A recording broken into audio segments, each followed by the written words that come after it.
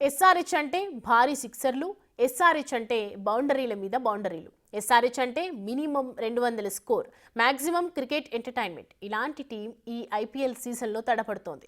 Fans అంచనాలను అందుకోలేకపోతోంది. First మ్యాచ్లోనే strong score warning పంపినా ఇప్పుడు హ్యాట్రిక్ ఓటములతో లాస్ట్కు పడిపోయింది. అసలు ఏమైంది సన్ రైజర్స్కి?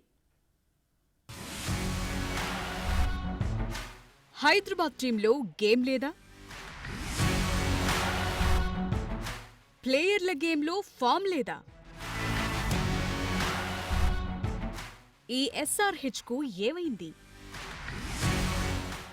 బౌలర్లంటే దయలేని బ్యాటర్లు, స్కోర్ బోర్డ్ అంటే లెక్కలేని టీం. ఈ ఐపీఎల్ సీజన్లో ఆడిన ఫస్ట్ మ్యాచ్లోనే 286 రన్స్ కొట్టాక క్రికెట్పై కనీస అవగాహన ఉన్న ఎవ్వరైనా సన్ రైజర్స్ హైదరాబాద్ ని తక్కువ అంచనా వేస్తారా? అప్పటికే ఉన్న 300 లోడింగ్ అంచనాలను అందుకునేలా దంచిన హైదరాబాద్ టీం బ్యాట్స్మెన్లను చూశాక చాలా మందికి అనిపించింది ఒకటే, దండయాత్ర. ఇది ఎస్ఆర్హెచ్ దండయాత్ర అని. హోమ్ గ్రౌండ్ అయినా, హోస్ట్ గ్రౌండ్ అయినా, ఎదురుగా ఉన్న ప్రత్యర్థి టీం ఏదైనా మాకు తెలిసింది బాదుడు మాత్రమే. ఫీల్డర్లని పరిగెత్తించటమే, స్కోర్ బోర్డును కంగారెత్తించటమే. సీరియస్ గా సన్ రైజర్స్ హైదరాబాద్ టీంపై క్రికెట్ ఫ్యాన్స్ లో ఉన్న లెక్క ఇదే. రాజస్థాన్ రాయల్స్ తో జరిగిన మ్యాచ్ లో ఐపీఎల్లో 2 అత్యధిక స్కోర్ నమోదు చేసి తన రికార్డ్ ని తనే బ్రేక్ చేసుకుంది ఎస్ఆర్హెచ్. ఈ మ్యాచ్ చూశాక ఈ సీజన్ లో 300 క్రాస్ చేయటానికి పెద్దగా టైం పట్టదనుకున్నారు. ఈ రికార్డ్ ని కూడా హైదరాబాద్ టీమే సృష్టిస్తుందని ఫిక్స్ అయ్యారు. అది ఎస్ఆర్హెచ్ కు మాత్రమే సాధ్యమని కూడా ఫిక్స్ అయ్యారు. 300 లోడింగ్ స్లోగన్ ఎప్పుడు నిజమవుతుందా అని ఫ్యాన్స్ అంతా ఈగర్ గా వెయిట్ చేస్తున్నారు. కానీ ఓపెనింగ్ మాత్రమే అద్దిరిపోయింది. తరువాత జరిగిన 3 మ్యాచ్ల్లో స్కోర్ సంగతి పక్కన పెడితే హైదరాబాద్ టీం హ్యాట్రిక్ ఓటములను నిరాశపరిచింది. అంతా స్టార్ ప్లేయర్లు, భారీ అంచనాలు. అయినా ఏం లాభం? సన్ రైజర్స్ మ్యాచ్లు గెలవలేకపోతోంది. వరుసగా 3 మ్యాచ్లు ఓడిపోవటమంటే మామూలు విషయం కాదు. ముఖ్యంగా హైదరాబాద్ ఫ్యాన్స్ దీన్ని అస్సలు జీర్ణించుకోలేకపోతున్నారు.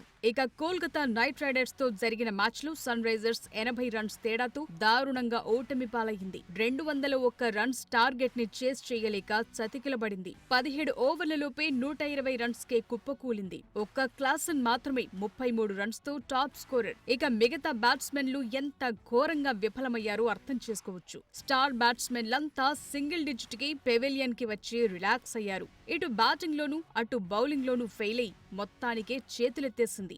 ఇప్పటి వరకు 4 మ్యాచ్లు ఆడిన సన్ రైజర్స్ ఒక్క మ్యాచ్ మాత్రమే గెలిచింది. హ్యాట్రిక్ ఓటములతో ఎస్ఆర్హెచ్ పాయింట్స్ టేబుల్లో 10వ స్థానానికి పడిపోయింది. అక్కడి నుంచి ఎప్పటికి పైకొస్తుందో ఇప్పటికైతే ఎవ్వరికీ క్లారిటీ లేదు. సాధారణంగా సన్ రైజర్స్ టాస్ గెలిస్తే బ్యాటింగ్ కే మొగ్గు చూపుతుంది. కొండంత బ్యాటింగ్ ని ముందు పెట్టి ప్రత్యర్థి టీం కాన్ఫిడెన్స్ ని దెబ్బతీయాలనుకుంటుంది. కానీ కోల్కతాతో జరిగిన మ్యాచ్ లో అలా జరగలేదు. ఎస్ఆర్హెచ్ స్ట్రాటజీ మార్చినట్లు అనిపించింది. ఈడెన్ గార్డెన్స్ లో టాస్ గెలిచినా బౌలింగ్ నే ఎంచుకుంది. ఇందుకు గత 2 మ్యాచ్ల్లో ఓడిన అనుభవమో మరో వ్యూహమో తెలియదు గాని రైజర్స్ బౌలింగ్ ఎంచుకోవటం ఫ్యాన్స్ అందరినీ ఆశ్చర్యపరిచింది. కానీ ఇది కూడా వర్కౌట్ కాలేదు. చేజింగ్ లోను హైదరాబాద్ టీం తడబడింది. అన్ని విధాలుగా టీం మొత్తం ఫెయిల్ అయ్యింది. వరుసగా 3వ మ్యాచ్లోనూ ఓడిపోయింది. ఐపీఎల్లో ఈ సీజన్లో భారీ అంచనాలున్న ఓ టీం, భారీ స్కోర్లు దంచే సత్తా కలిగిన ప్లేయర్లు ఉన్నప్పటికీ ఎస్ఆర్హెచ్ నుంచి ఇలాంటి ఓ పేలవమైన గేమ్ ని అస్సలు ఊహించలేదు.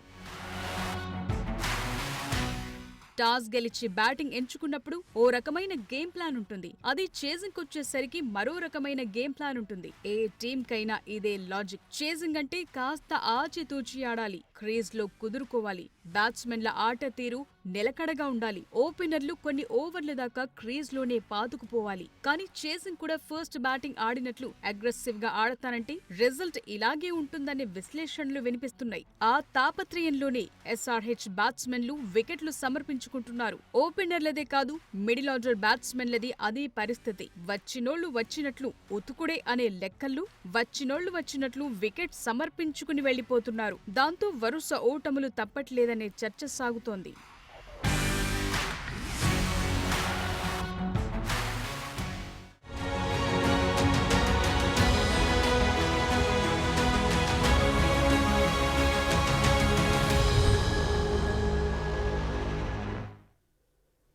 ఇంత ఇంతకీ సన్ రైజర్స్ హైదరాబాద్ లెక్కేంటి? స్టార్ ప్లేయర్లంతా ఎందుకు ఫెయిల్ అవుతున్నారు? కెప్టెన్స్ కమిన్స్ స్ట్రాటజీలు వర్కౌట్ కావట్లేదా? గేమ్ ఎక్కడ తేడా కొడుతోంది? ఈ హ్యాట్రిక్ ఓటముల తర్వాత కూడా 300 రన్స్ భారీ స్కోర్ని ఎస్ఆర్హెచ్ నుంచి ఎక్స్పెక్ట్ చేయగలమా? ఈ లూజింగ్ కంటిన్యూ అయితే సన్ రైజింగ్ కష్టమేనా? ఆట తీరు మారకపోతే నెక్స్ట్ జరగబోయేదేంటి?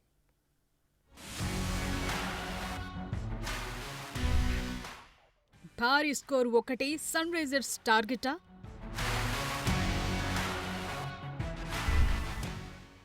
అన్నిసార్లు కొండంత టార్గెట్ నిలపటం సాధ్యమా?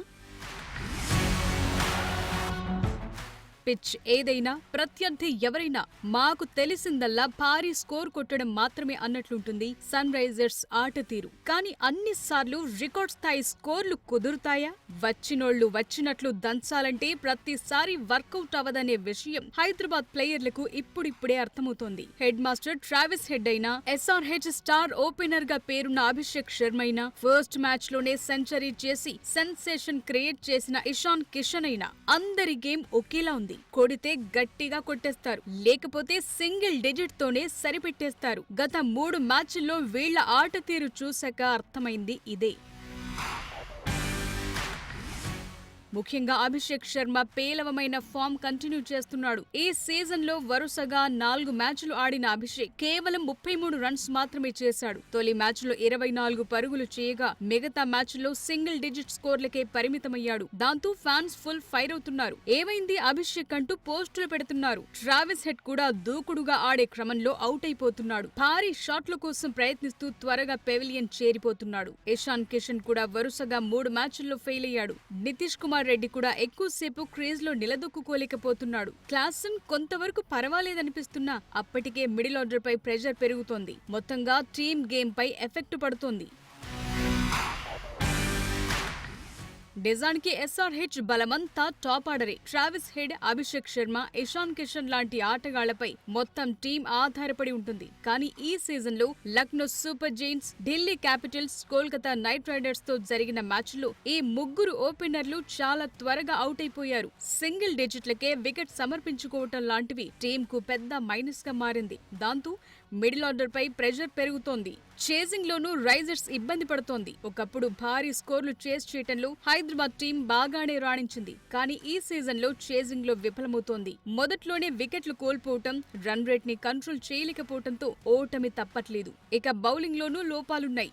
ఎస్ఆర్హెచ్ బౌలర్లు డెత్ ఓవర్లలో బాగా పరుగులిచ్చేస్తున్నారు. ప్రత్యర్థి టీం బ్యాట్స్మెన్లని కట్టడి చేయలేక చేతులెత్తేస్తున్నారు. పవర్ ప్లే, డెత్ ఓవర్లలో వ్యూహాత్మక బౌలింగ్ చేయటంలో లోపాలు స్పష్టంగా కనిపిస్తున్నాయని అభిప్రాయాలున్నాయి. సన్ రైజర్స్ హైదరాబాద్ టీం చేస్తున్న వ్యూహాత్మక తప్పిదాలు కూడా గేమ్ ని దెబ్బతీస్తున్నాయి. పిచ్ పరిస్థితుల్ని, గ్రౌండ్ ని సరిగా అంచనా వేయకుండా దూకుడుగా ఆడటమే ఎస్ఆర్హెచ్ కు నష్టం కలిగిస్తోందనే టాక్ బలంగా వినిపిస్తోంది.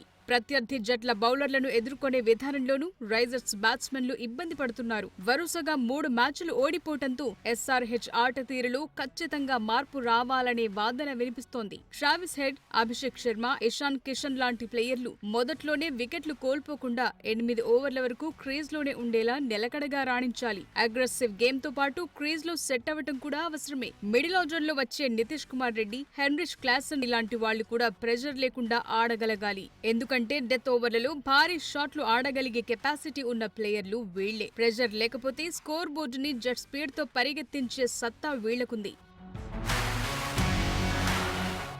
ఇక బౌలింగ్ పరంగానూ గేమ్ ప్లాన్ మార్చాల్సిన అవసరం ఉందనే విశ్లేషణలు వినిపిస్తున్నాయి. కెప్టెన్ పాట్ కమిన్స్, మహ్మద్ షమీతో పాటు స్పిన్నర్లని కూడా సరైన టైంలో వాడుకోవాలంటున్నారు. డెత్ ఓవర్లలో యార్కర్లు, స్లో బాల్స్ పై ఫోకస్ పెట్టాలని సూచిస్తున్నారు. ముఖ్యంగా పిచ్, ప్రత్యర్థి జట్టు బలాబలాలని బట్టి దూకుడుగా ఆడాలా, డిఫెన్స్ చేసుకోవాలా అనేది ముందే ఎంచుకోవాలంటున్నారు. చేజింగ్ కి కూడా మెరుగైన గేమ్ ప్లాన్ అవసరమనే అభిప్రాయాలున్నాయి. టీం పరంగా సన్ రైజర్స్ అవసరమైనంత స్ట్రాంగ్ గా ఉంది. స్టార్ ఆటగాళ్లు ఆటగాళ్లున్నారు. అయినప్పటికీ ప్లేయర్ల ఆట తీరులో లోపాలున్నాయి. గేమ్ పరంగా వ్యూహాత్మక తప్పిదాలు జరుగుతున్నాయి. ఈ హ్యాట్రిక్ ఓటములను పరిశీలిస్తే బ్యాటింగ్, బౌలింగ్, వ్యూహాత్మక నిర్ణయాల్లో లోపాలు స్పష్టంగా తెలుస్తున్నాయి. వీటిని అధిగమించడానికి ఆట తీరులో మార్పులు అవసరమనే చర్చ సాగుతోంది. లోపాలన్నింటినీ సరిదిద్దుకుని పరిస్థితులకు అనుగుణంగా ఆడగలిగితే ఎస్ఆర్హెచ్ మళ్లీ విక్టరీ ట్రాక్ లోకి వస్తుందంటున్నారు. లేకపోతే గ్రూప్ దశలోనే ఇంటి ముఖం పట్టడం ఖాయమని చెప్తున్నారు.